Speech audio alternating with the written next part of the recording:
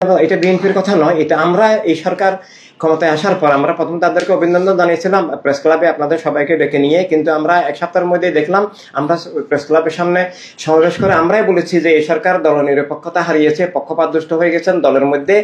এখানে জঙ্গিবাদের লোক আছে, খালিদ হাসান নামে একজন, উনি তো সরাসরি চরমনায়ের ওই জঙ্গিবাদী দলের এবং হেফাজতে ইসলাম নামে জঙ্গিবাদী দলের, যারা মা বোনদের অধিকার স্বীকার করেন না, গণতন্ত্র স্বীকার করেন না, এই ধরনের একটা পাশবিক দলের উনি নেতা। অপরদিকে বর্তমান সমন্বয় চক্রের উনারাও দল গঠন করে সেখানে আসেন। তো এটা বিএনপি আজকে 8 মাস পরে 9 মাস পরে আমাদের বলতেছে আমরা প্রথমে শুরুতেই ইনসানি বিপ্লব, দেশকে, গণতন্ত্রকে, রাষ্ট্রকে, জনগণকে, অধিকার স্বাধীনতাকে, ধর্মকে রক্ষার জন্য আমরা প্রকাশ্যে সেটা তুলে ধরে বলেছিলাম। আমরা আরো বলেছিলাম আপনারা সংশোধন হন, আপনারা দলনিরপেক্ষ হন, পক্ষপাত দুষ্ট না হয়ে পক্ষপাত মুক্ত হন, সুবিচার করুন, সবার গণতন্ত্রের অধিকার স্বীকার করুন এবং আবার গণতন্ত্রের জন্য কাজ করুন। আমরা আপনাদের সর্বাত্মক সহযোগিতা, আমরা আপনাদের সাথে আসি থাকবো। কিন্তু তারা আমাদেরকে কোনো সংলাপে ডাকলেন না।